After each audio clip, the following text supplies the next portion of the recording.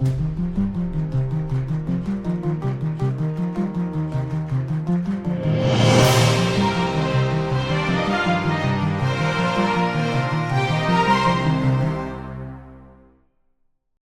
welcome, and thanks for listening to Carbon Cli-Mates, an energy podcast dedicated to discussing all things energy, carbon, and sustainability. We also like to talk about what's getting hot, besides from our planet. I'm your host, Anya, and today I'm joined by my Carbon Cli-Mate and co-host, Gareth. Hi, Gareth. Hello. Hi. How's it going? Yeah, it's going well. What about you? Very well. So anyway, so Gareth McCrudden. Just giving your full name in case Fine. people want to look There's you no up. middle name. Yeah, there's no middle name. So you are a mechanical building services engineer Yeah. in Belfast. Around about Belfast. Yeah, Belfast. It is Belfast. Yeah. Oh, okay. It is Belfast. That is me. That is me correcting. But yeah. So we're going to be talking about your job this week and just kind of what got you to this level. So first question, which I ask all my guests: how's your week been? And can you tell us a bit more about yourself? How's my week been professionally? Or like, personally, like or personally? what's going on? Like Personally, on the garden, flat out. Mhm. Early to mid 30s now, so I just love being in the garden. That's just our thing now. Yeah. In reality, it's actually just because we're having people around to the house soon for my son's birthday. Very good. And we had a 20 meters cubed pond that we had filled. Wow. So that, yeah. I know it was mental. I don't know why we had this pond beforehand. We didn't put it in. Okay. But yeah, serious amount of rubble has went into that, and all done now. Yep. All fine. And actually, it was a shout out Whitehead Facebook groups that have helped me fill it. Like I had to spend very little money doing it and stuff, but that's the main thing. Actually, I think we've been doing that for like weeks. Yeah. Very good. Yeah. Well, okay. So you definitely it's perfect for the summer, like coming into it. Like it was very useful. Well, yeah, it'll be nice to make it safe for you kids running about now, because we're like, oh, please don't fall into the pond. But oh my goodness. yeah, it's something we needed to do since we moved in 4 years ago. But yeah, that's the main thing, to be honest. Okay. Very good. Very interesting. And your job title, I've just said it, but you can introduce it if you want. Mechanical engineer, mechanical building services engineer. Answer to all names. Engineer. MEP engineer. HVAC engineer, like whatever you, yeah. Yeah. And professional bluffer. Professional bluffer. Yeah. That's good. I'll message him. I'm like, you need to add this title to his name. Okay. What's that? Yeah. Professional bluffer, BEng. BEng with honours, of course. Yeah, oh yeah. And see, when you were at school, did you ever envisage yourself in this sector? Absolutely not. I never engineered for squares, and I would never have wanted to do this. Wow. Teenage me would have said. I always thought I was going to do something musical. Had looked at doing music in Cardiff University, and all the careers people in school told me to do this. Physics teacher told me I should just join the army because I just was terrible at physics at the time. I'm obviously amazing at physics now, and that's why I'm able to do this. Is that backed up? Like, have you got someone to? I don't know. Yeah, Scouts honor or something.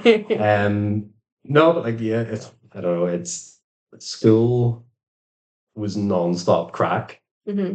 Primary school, I loved learning, and then secondary school, I was just like, why am I here? I hate this. I hate this so much. I don't like it. I don't enjoy it. I don't know if you went to a grammar school or anything, but they're very set up of you're going to go here and you're going to do medicine, civil engineering, law. I know exactly. And if you don't fit within those, it's don't even be here. So yeah, I went so when I was in hardcore emo phase, it's I'll just do music and stuff, and little did I know, 10, 15, however many years later, I would become a special PA society. So here I am, office work. Wow.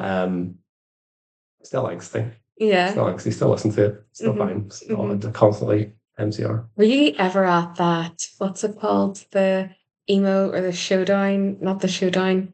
It was the emo festival or No, because ironically, I hate live music. okay. I love listening to live music. I like if I'm the one performing, great, fine. Yeah.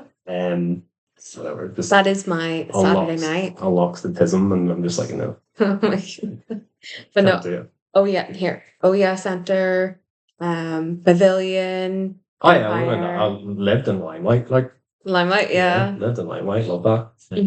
Oh, it was the Katie's Bar in Limelight, wasn't It was spring and air break at the time. it? Okay. We're back. Best gig I've ever been to was in spring and air break. Nice Okay. time. Okay. Very good. You got a lot there. I realized now when I asked that last question, I skipped a question. So the fourth question, which might be the third question, how long have you been in this sector? 2016, I think, was whenever I started. Mhm. Yeah, started in 2016. I think I had, well, I've said the off mic. I did a BIM course, like a level 4 OCR BIM course. Yeah. And it was just by sheer chance that I did it. Never had any interest in doing it. As I say, always wanted to do music, did performing arts in school. Always thought it was going to be something media driven. Decided I had a face more for radio, so went into IT stuff. Did Windows courses, all that there, and just never, yeah, like I was like, I kind of just didn't know what I wanted to do at all. Yeah. And totally just fell into this then because my father-in-law who works at RPS, he was like, oh, kind of like IT stuff then. I think 2016 was whenever BIM level 2 was compulsory for like government level jobs. Mm-hmm. He was like, there's this thing coming in. I mean, Revit and everything's been going since like 2012, but it's taken off. It's compulsory. There will be a niche in the industry for this. Maybe you should try it. You know, so it's the way you would tell a graduate, learn AutoCAD. Yeah. You could go anywhere. You'll get a foot in the door, whatever. And yeah, I did a course. I think I was actually, we got like money back on our mortgage or something. Mm-hmm. You know, when you sign up for deals and £500 or whatever it is. Yeah. And so we had just moved into our first home in 2015 then, got that money for that. And I was like, there's nothing we want or need. Put into this. Invest for the future. Mm-hmm. Courses like £700 or whatever at Belfast Met. And I ran from like June to February to June. And it was just like a Monday night. Mm-hmm. I think they still run it, but they bumped it down to level 3. Okay. And I did that for however many months that was. Literally then got offered my first job in the industry in the September. Went for my first interview. Company AIS, they're consultants now, but they're very much in their infancy then. Mm-hmm. And they were kind of just primarily sort of BIM draft work, and as I say, it was when it was all just getting going. So they hadn't really established themselves like, come to us, contractors, we'll do all of your 3D, whatever. And it's nothing like what they're producing now, but it was really good for the time. Yeah. And it was a great sort of learning experience with them. And they put me in the foundation degree then as well. So I think I kind of came on with them under like a higher level apprenticeship. And maybe like jumping around here and going into other questions you have, but this is the journey. So did a higher level apprenticeship with them, and it was, it's the 2-year course and whatever. That then would track you to the Archeng Ulster University that I moved on to, and came to Caldwell's. Worked at Caldwell's for 4 or 5 years. Yeah. Moved on to Tate. Here. You worked at Caldwell's. You got to meet amazing people here. Met the amazing sustainability team. Yeah, of course. Yeah. Yeah. Sustainability squad. That's our official title, actually. Yeah, no, 2016. It's crazy to think it's nearly 10 years, kind of. So wow. Mental. I know. Like, I don't like thinking like that because I'm like, oh no, but I'm only 24. So how could that be possible? Oh, yeah. Well, I mean, looking at whenever I first started, like, to what my life is now, it's just great. Personally, it's crazy. Oh, yeah. But yeah, no, here. Well, that's great. Thank you for explaining about your life. You have ruined future question sections for me. Spoilers. But yeah, but it's fine. I will improv, okay? Don't worry. But yeah, You think you okay. feel complex? Yeah, yeah. So, just like probably guess today's topic focused around your role, mechanical building services engineer. So just to give a bit of a recap, some mechanical building service engineers ensure the mechanical systems in the building work efficiently, effectively, and are designed efficiently and effectively. So building service engineers, they're pretty much that group that they design and fit the heating, lighting, and power systems in the likes of any typical building, office, residential, student accommodation. Like, I'm in the sector. I'm literally trying to think of all the building types. I'm like, what is retail? And this is why they had to rebrand the degree course from building services and renewables to architectural engineering. They had to catfish people into doing the course. Yeah. Basically, and say it's to do with architecture. And they'll say that it's because it should be alongside the architecture. But it's because people don't know what building services are. Yeah. In my first interview, I got asked, do you know what building services are? And I didn't. Per interview prep. Probably should have known. Got the job. What, like a concierge service or something like that? I didn't ever know. It's the term. How would you know? Yeah, it's the terminology used. It is the terminology. Like probably like if you simplify it to people and be like, here, like how you control the temperature. My parents still don't know what I do. For years they thought I do quantity surveying. Or and like I'm like, oh yeah, well you go to site as well, and they've just snipped out the I said you go to work and or go to sites and survey the work, and they went, oh, we know that. Yeah. Like my two brothers are sort of in trades. One is a spark, and one sort of started out as a brickie, but does everything else. For people who aren't familiar with the 3D terms. Sorry. Yes. Okay, so spark. Spark being an electrician. Okay, and then I'm told he's good. I don't know. And then I'm gonna tag him in this. Like, I'll be putting my sure. Okay. And then a bricklayer. Yes. Okay. Yeah. He put doors in for me. Very good. You've got all the connections. Oh yeah. Okay. Well, brilliant. So, talking a bit about your job title. So, before we jump into this even further, I've got a joke for you. Already, you're laughing. That's my life. Yeah. Do we need to have a talk after this? Like, are you okay? No, I'm good from Europe. It is engineers in the joke, okay, but it is kind of. You said you were good at chemistry and physics, or like no, I said I was terrible. Oh no, hold on. You said you're good at physics now, okay? Yeah. Hold on, let's find that back, okay? Cut that out. Okay. So why did the energy engineer break into the Tower of London? Go on. To steal all the jewels. Like Do you make these up yourself? No, that was Google. Okay. Didn't mind that. Yeah, I could have claimed it. Didn't mind that. But yeah. Yeah, so you're welcome to keep that. Tell that to your friends. LinkedIn bio. Yeah. Okay. So I'm going to go with the title, Mechanical Building Services Engineer. What do you love most about your job? Yeah, I think why I do like it is, whilst I said I wasn't great at the time of like physics and chemistry, I have always been interested in science. Yeah. And really enjoy science.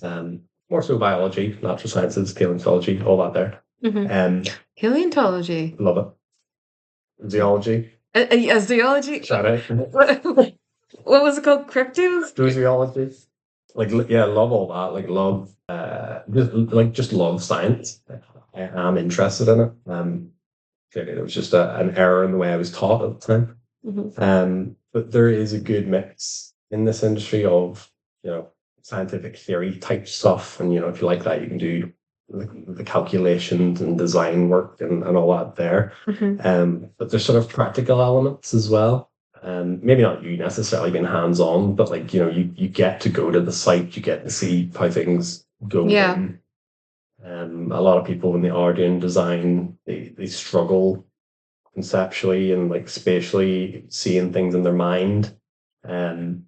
when you like, especially if you send like a graduate or something to a site as it's progressing, like you straight away know, okay, well that you can do this, you can do that, but you should be snagging this, and oh, that's how the pump set goes in, and this is the orientation of the valve, and whatever it is. Equally, if you're not interested in that, you can sit at a desk and you can do 3D modeling, or something like that. It is diverse, or you could dip into even sort of what you do from a sustainability point of view as well. Yeah, it's gonna save the world, I'm just saying. Yeah. But can you make it work without MEP engineers? That's the thing. You mean we need to collaborate? Arcane. Oh my goodness. Well, like this thing I was telling you about that you were saying about architectural engineering at Ulster. I was telling you the degree I did, which no longer exists anymore, clean technology, they amalgamated with building services and made it architectural engineering. So in a way, you're welcome. Okay. And nothing to do with it being renamed, but like I hope you enjoy it. Yeah, great 6 years. Okay, brilliant. Well, see, for your role, I know you've already talked about the courses and degrees you've done. You mentioned there about going to site. What sort of training or prep would you recommend for entering any kind of role in the sector? Training for it, because there's like lots of different ways you can come into it. So I went down the higher level apprenticeship route. People could go in at 18 and do the Arch-Eng course. 4 years later, they could come out as a graduate and do this. You could be on the tools being working a trade. Yeah. I'm not jargon you again. You could be, and you could be like, oh, well, I want to get off the site and transition into this and whatever. So there's a few different ways you can get into it. And with each of those ways, there's pros and cons in terms of, if you come up with tools, you've got a lot of site experience, you know how things go in. Like what I've said before, it's handy to see that. And you're maybe just then having to back that up from a technical point of view or something. Graduates, they're going to be very green. They're not going to know next to anything really. Maybe they've done a placement, but it's not quite one-to-one. Yeah. I think doing it part-time, the way I sort of stumbled into it is very good, and it benefited uni as well, because I can take experience, like so many what do you call it, coursework. So many pieces of coursework I was doing, and you can literally be like, in my experience as a mechanical engineer, I would recommend this, and and they love it. They just say, "Oh, brilliant, yeah, great." Yeah, you are your own reference. Well, the time I self-plagiarized constantly, but no, it's handy to be able to draw on that, and it goes both ways then. Because even if you're in uni and you're like, "Oh, well, I'm doing such and such a module," obviously you do HVAC modules and sustainability modules, and it's all broken up and whatever. But if you're say it's something like the electrical module, where I'm not an electrical engineer, I'm going to have very, very base level knowledge of it. I can come in here or wherever place of work, and you can ask who you're working with. How do I do this? What is this sensible? Is what I'm doing right? Whatever it is. So I think it is really good. Kind of learn as you learn, like that kind of thing. They always say this. Yeah. Oh my goodness, this has been in all the episodes. Like, they're probably not out I recommend it. Like, yeah, I know that certainly where I am now, we would love to get some more higher level apprentices, I suppose. Like, not necessarily. I don't know if it's school leavers at 16. Yeah. Certainly, maybe people 18 could even uni kind of thing, or before they go to uni or whatever. Like, I just find it so impressive. Like, so you get an apprentice at that age, 16, 18, whatever age they decide, and you work up, put them through the part-time degree. So you go to uni 1 day a week, you're working the rest. Yeah. And then see by the time they're 24, they are fully qualified. They've got the degree. My course as well now is an integrated MEng. Yeah. So they would do it for 5 years, and then, there's the masters out of the way as well. And by that time, they've worked in the industry for 6 years. They know how to talk at meetings. Yeah. They know what to ask for. Yeah. And it's that confidence that they build up. And it's like, here, and you could be at such a young age. And then, so it's just like advertising that to people, being like, this is what you... Oh, someone at 20, you'd be 23-ish when you leave uni, or 24 or whatever, if they do the image, someone coming out with that has done it as an apprenticeship, in my mind, is going to have a lot more value than someone who's just went uni the whole time. Because although they try and teach you sort of transferable skills in terms of doing presentations and all that, so like lecture theatres and everything, I'm sort of trying to prepare you for that and preparing reports, obviously, and everything else. You just actually can't beat being in the office and doing it. Like it's just the best way to, in my mind, to do it. No, completely agree. Yeah. I've asked this to a number of people. What's your favorite guide to read up on in your work? What is my favorite guide to read up on? Like, you know, like the SIPSy guides or stuff like that. Yeah. Or you've got like maybe a mechanical guide, ventilation. I did see that you had asked that, and I thought that was quite odd. Like, do people have favorite guides? Not to rip apart the podcast, I think because a lot of time you obviously have a base level of ones. There's ones that you refer to all the time, like base 12.56 for like your drainage. Okay. And you're referring to them quite a lot, and a lot of that does then get in your head and whatever. But there's other ones like it's just like sort of amalgamated all the main SIPSy guide B, if that's inflation. Yeah. No one can possibly know everything that is in those. You can't just study guides and you sort of use the guide as you go job to job, and things will be retained. But again, it's more that like if you have that on the job experience, and it's knowing how to navigate the guides and knowing sort of knowing what to look for within the guides and how to maximize the use of the guides. Yeah. Big one at the minute though, SIPSy CP1, I suppose, for like for heating and all that. Oh yes, I've seen that about.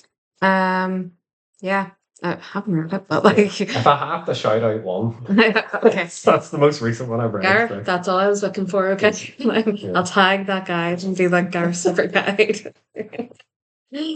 Okay, brilliant. Well, thank you for answering the question about the training prep for your role. Now, before we move on to the next question, I have a question for you. We're gonna enter this round that I kind of tailor towards all the guests, and I'm gonna ask you two questions, okay? And it's gonna be a sweet fun round, okay? And I said in your sheet of prep, no prep at all needed. There probably was some prep because I'm like, I don't think I would have known this. So, right. but we'll see. Yeah. I'm gonna try and think of a snazzy name right off the cuff. But yeah, I'm gonna look at your previous history. I can, you can, you can. What? The first it's like the first 6 letters of mechanical, me can. So it's like I can, me can, you can. If I can, no, if me can, you can. Okay. If you okay, so not that we can fix it in post. It's fine. Get instantly cancelled. So if you can, no, hold on. What was it again? If me can, you can, because it is kind of mechanical for the. Like in my head, this is a genius. Like I'm like, wow, you're breaking all the barriers. What class are you on? Okay, so question is, who invented mechanical engineering? Who invented mechanical engineering? There is a name. There's a name listed on Google.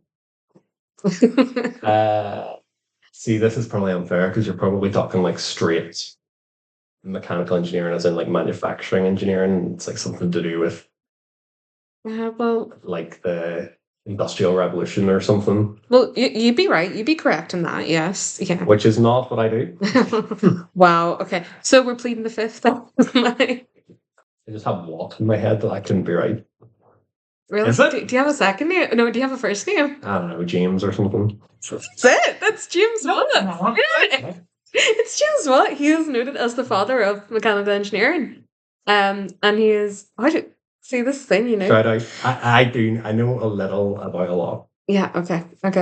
But so... It's unreal. So well done. So James Watt, there's a misconception around him people think he's famous for inventing the steam engine, which is the first kind of mechanical engineering, but he actually wasn't, because the steam engine was around his time. Like, but he invented lots of different types of steam engine, which was then used later in the Industrial Revolution. So he just kind of became famous for it. Like, Carnot cycle. yeah, he jumped on a trend and yeah, followed it. Okay, well done. First question, you win a point. Okay. Yeah, okay, so I've got Oh, wait, there's more. yeah, I've got a second question, which is more local. Okay. Yeah. So you said you have experience in all these MEP consultancies. MEPs standing for mechanical, electrical, and plumbing consultancies. Okay. Yes. How many MEP consultancies are there in Northern Ireland? Oh, wait, no. Just consultancies, not like contractors. Oh, well, see, as this well. Forgot what I typed into Google. Like, came up on Google Maps, all the... Yeah, undoubtedly gave you contractors as well. Just Northern Ireland. Yeah, just Northern Ireland. There was some on the brink. Like, there was some on the border, so I don't know whether they followed that. I'm going to say there are 263. You know what? You're actually pretty close. Okay. No, I'm not. There's 70. There's 76. Okay. Yeah. 6. Right? Yeah. So yeah, according to Google. Yeah, that's a lot less than I would have thought. So I'm going to name them all now. Okay. Thanks, Jennifer. Yeah. No. Yeah. I can't do that. Speak me listing things unless that's a podcast in itself. Like, that could be. Listcast. Yeah. Such a good name. Listcast. Yeah. That's the title of this episode now. Listcast. Okay. Anyway, we're moving on. Okay. So talking about the buildings. Mhm. Okay. Building engineer. Yeah. Can you give an overview of the type of projects you've worked on? Any highs and lows? High rises and low rises. Very good. Diverse. Very good. I genuinely have actually. Weirdly, I do mostly lower rise stuff. At the minute, or tail end of last year, did a sort of 9-floor co-living building. It's basically like, I think co-living is this new kind of way that they're doing things in London. It is more or less, it's not quite like a build to rent thing.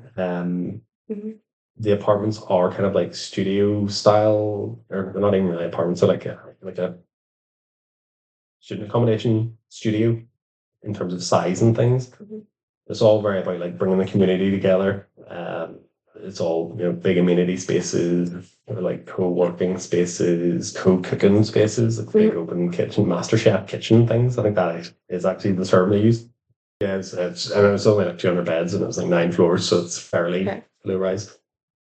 Smaller, I think it's 5-story hotels, refurbishments in Earl's Court. We've done a few of those, just like 2 terrace houses together kind of thing. Nice. That's its own challenges. There's only so much you can chop and change. Like, they're not listed buildings by any means, but because they've been worked on over and over and over again, they just put like ceiling on ceiling on ceiling. So like the ceiling makeup is crazy, and then you remove that, you've got massive void, and there's fire considerations and everything else.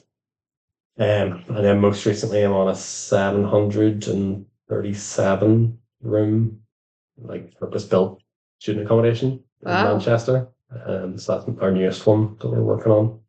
It's 23, or it's 2 blocks. One's like 8 stories, and the other's 23 stories. And it's all, I mean, everything is like air source heat pump. It's renewables all over the show, and okay, that seems to be the way it's all going, obviously, to fit in with things like London Plan. And I know the London Plan. Yeah. I'm familiar with it. So that was the first I had ever had, that one at the end of last year, and just making sure then that we're meeting the requirements of that. We're not suggesting something like we put VRF cooling in the rooms. So to kind of get around the TM59 requirements, and I don't think we could open the windows because it was noisy as well. So acoustic restrictions, yeah. I had to use MVHR units and then put the VRF in as well. Of rather than relying on like mechanical extract ventilation and trickle vents and opening windows for purge and so on. So you're doing a deep dive into the London plan to be like, okay, well, have we exhausted every other type of cooling or preventive overheating that we can?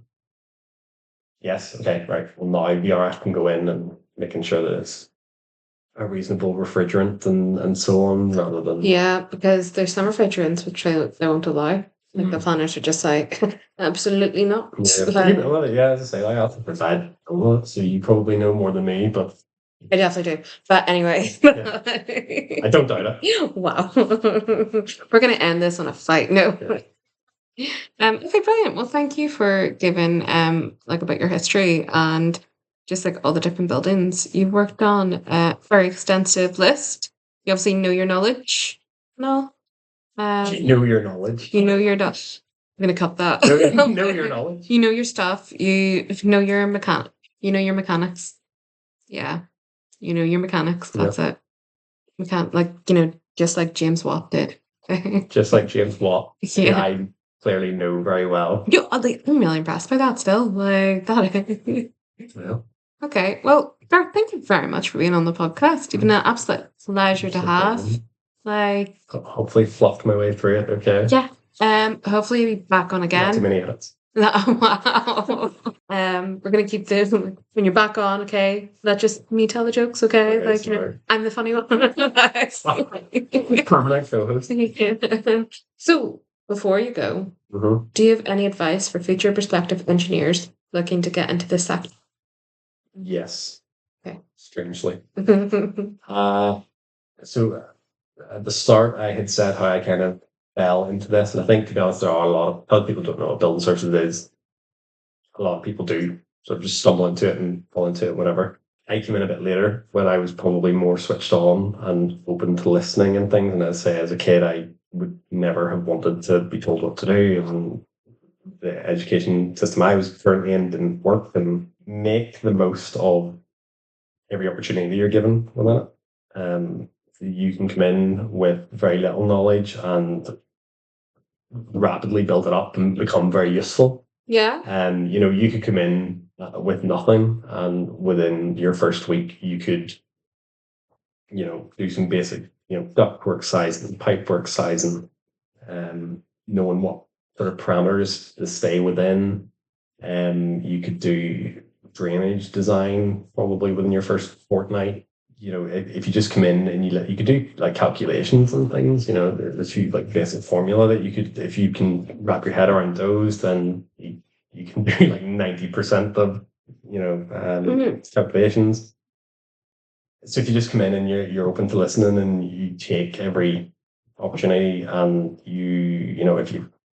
I know you're big on going to like external training things and going to seminars and all that there, and doing a full LinkedIn takeover. Yeah. You can do very well, like personally, professionally, financially, even as well. You generally fairly well compensated if you make your right moves within your sector. If you want big money, go into contract and don't do consulting. Whoa. This is an expose. Yeah. TMD. Every consultant said that is just fact. That's just what it is. That's the thing. You can come into this and you can be office based, you can be site based, you can do hybrid working. It is a good, like I do 2 days a week from home. It benefits me and my family. You get a wee bit of travel, not too much. Obviously, it depends company to company, but like employer, we do work all around the world. So like there's and work with other people and understand how they do things there as well, which is always interesting to know, and there's nothing you can take from that. So it probably is just grabbing every opportunity that kind of like say yes to most things. Like say when you get approached to do a podcast, say yes. And just put yourself out there and be like, oh, surely someone will listen. Yeah, I like that. Surely someone will listen. Like, there's always bits in these episodes I'm like, yeah, that's going to be the soundbite. It's like, when people can preview the episode, they're like, put it on a t-shirt. Yeah. But yeah, well, that was a very insightful wrap up. A lot more inspirational than mine, I'm not going to lie. I was just going to be like, be the architect of your own future. Because we talked about architectural engineering. I thought it was a good tie-in. Like, Why not? yeah, why not? Exactly. But yeah, well, Gareth, thanks again for coming on, and hopefully you'll definitely be back. Yeah. Okay. There was some hesitancy there, and I do not appreciate it. Okay. Yeah. Well, I'm just thinking season 2 or season 3. I don't know. Do you leave it on a cliffhanger or? We'll see. We'll see how far I'm able to get. Like, When it makes its way to Netflix, then I'm interested. Yeah. Okay. You get to play yourself. Like. Oh yeah. Now Michael Fassbender. Okay. Thanks for listening to Carbon Cli-Mates. If you follow us on Instagram at carbon_Cli-Mates, you can keep up to date with all our latest news, episode releases, and any exciting stuff we have to say. Okay, thanks for listening. Bye. Do you want to say bye? Bye.